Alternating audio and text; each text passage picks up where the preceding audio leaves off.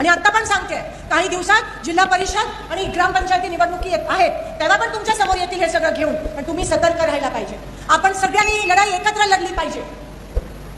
शेतकऱ्यांची कर्जमाफी होत नाहीये, लाईट बिल माफ नाही होत आहे. आणि अजितदादा काय म्हणतात बघा, किती लिगल कट्ट आहे. अजितदादा काय म्हणतात, हो इलेक्शनच्या आधी हे सगळं बोललं जातं, त्याच्यानंतर ह्याचं काही महत्व नसतं.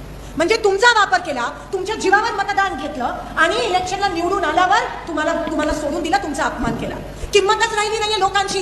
या अक्कलकोटमध्ये लोकसभेच्या इलेक्शनमध्ये आणि विधानसभेच्या इलेक्शनमध्ये साम दाम दंड वापरून तुम्हाला विकत घ्यायचा प्रयत्न केला.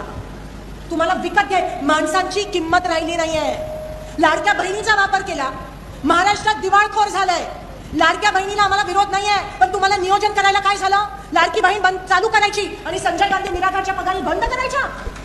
म्हणजे तिकडे एक विधवा बाई तिच्या आयुष्याच्या शेवटच्या संध्याकाळ जगतेय, तिच्या तुम्ही तोंडातलं पाणी घास खेचून घेता.